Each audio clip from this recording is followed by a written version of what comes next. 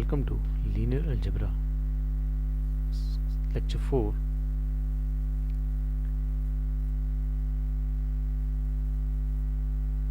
In the previous lecture, we have discussed about the examples on the vector spaces.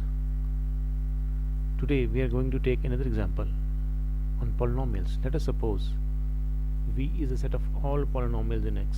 Then this V is a vector space with respect to the addition and scalar multiplication.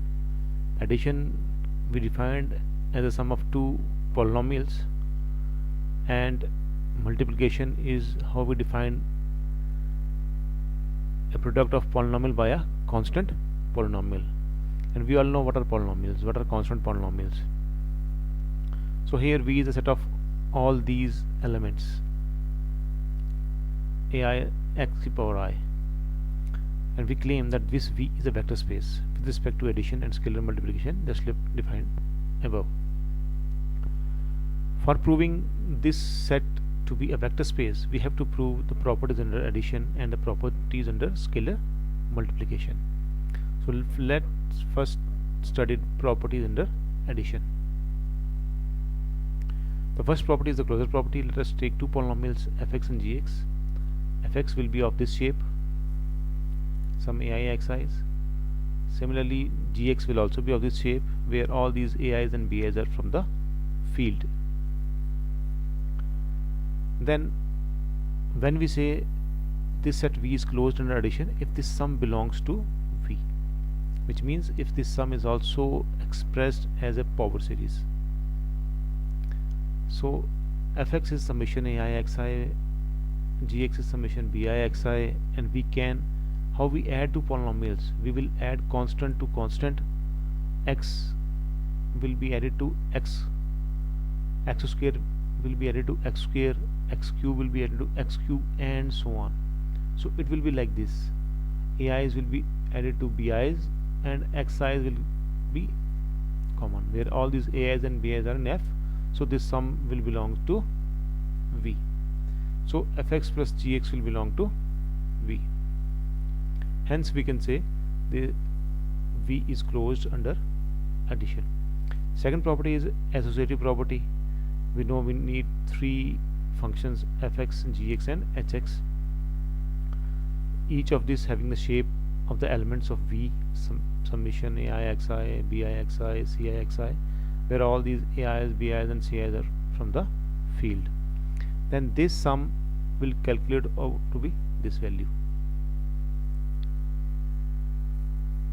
which will ultimately become this value. Then we can shift the brackets from here to here, then we can shift the bracket from here to here, and then ultimately we will get this value.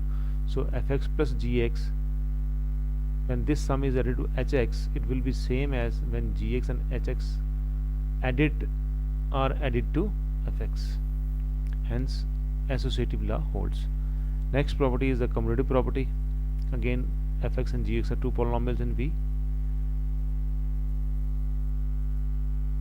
We added like them, ai xi plus bi xi, ai plus bi xi. This is how we define addition. Now these are all elements of field.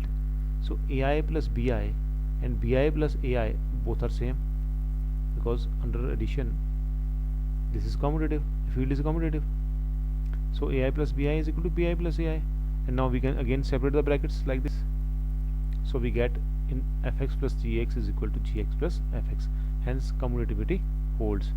The fourth property under addition is the existence of additive identity. We know 0 belongs to the field. Therefore let us define ix to be summation 0 xi, and this belongs to V because it can be written as a power series sum of the coefficients of field. So it belongs to V. So in fact this is 0 only. So fx plus ix is like this. When we add them, addition is like this, and ai plus 0 is again ai, which is my fx. So we can say fx plus ix is fx, and similarly we can prove ix plus fx is also equal to fx. Hence this ix is here the identity element. This is basically a 0 polynomial. Every entry is 0. The fifth property under addition is the existence of additive inverse. Fx we define like this. All these AIs are from field, so if AI is from field, minus AIs are also from the field. So minus fx, let us define it like this, minus AI xi.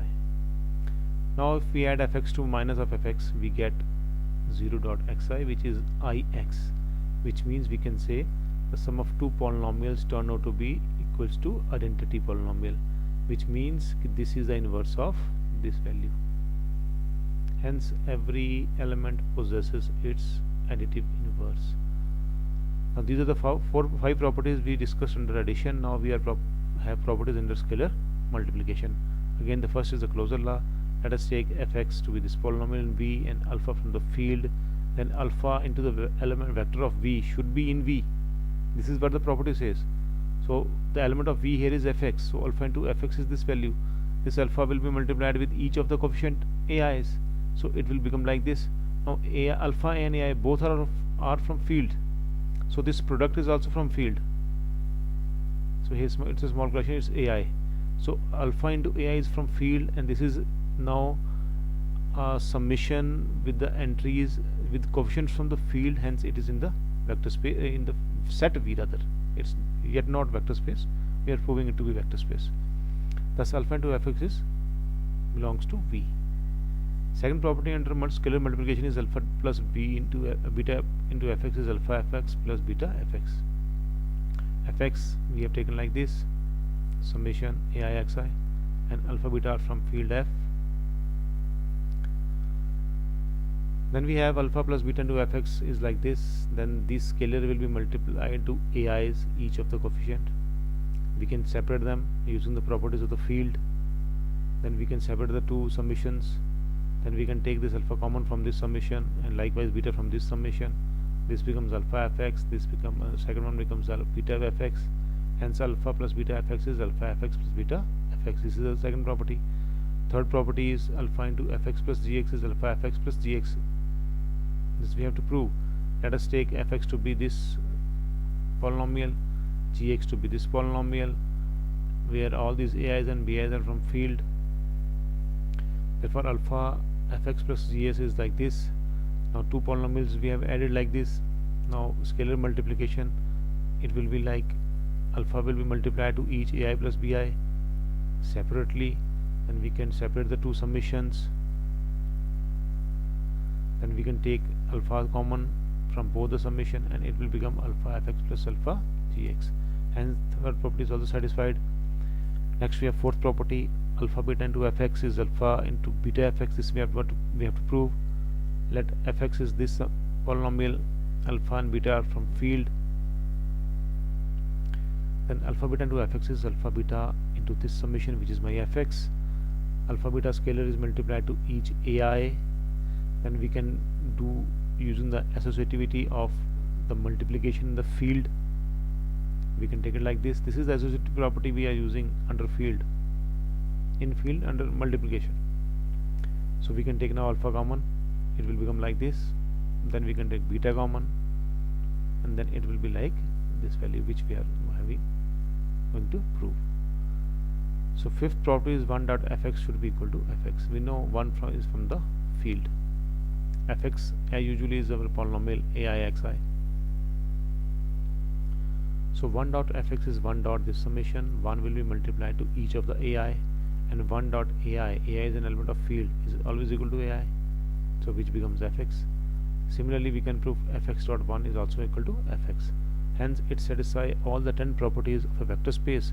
So V, the set of all polynomials under the given addition and scalar multiplication, satisfy all the 10 properties. So this V is a vector space over the field F. Now we will study some general properties of the vector spaces. It's in the form of a theorem. Let VF be a vector space and 0 be the 0 element of VF. Then alpha dot 0 is 0 for every alpha in field. 0 dot A is also equal to 0 for every A in V. Alpha into minus A is minus alpha for every F alpha in field and A in V. Minus alpha into A is also equal to minus alpha for every alpha in F and A in V.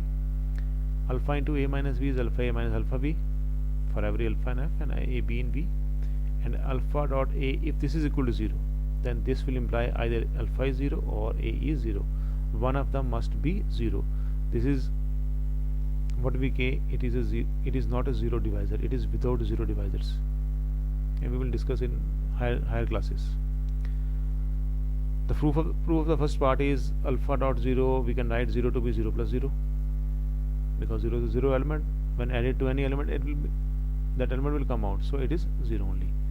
So using the properties alpha dot 0 plus alpha dot 0, it will become, we can add 0 left side like this. Again 0 is the 0 element, so this element added with 0 will be alpha dot 0 only. Here it is alpha dot 0, alpha dot 0.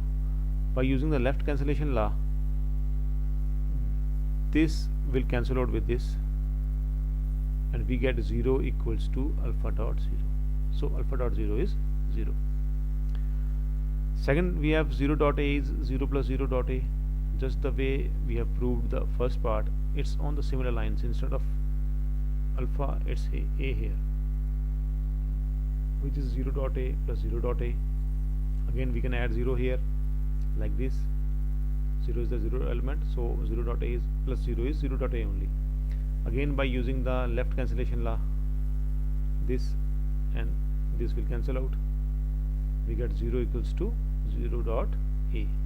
Hence we have 0 dot a equal to 0. Third part, a plus minus of a is 0 multiplied with alpha. So alpha into this is equal to alpha dot 0. By part 2, alpha dot 0 is 0. So alpha dot a plus alpha dot minus a is 0. So which is minus, if we shift it to this side, if we shift this value to this side of the equation, it will become minus times of alpha dot a. So therefore we can say minus times of alpha dot a is alpha dot minus of a. Similarly, alpha plus minus alpha is also equal to 0, element of the field, additive inverse. So when multiplied by a, it is 0 dot a, and 0 dot a by part 2 is also equal to 0. So alpha dot a plus minus alpha dot a equal to 0, and if we shift it to the other side of the equation, it will become minus alpha into a is minus times of alpha a, which is the same this result. Fifth part, the proof of fifth part is alpha into a minus b is alpha into a plus minus of b.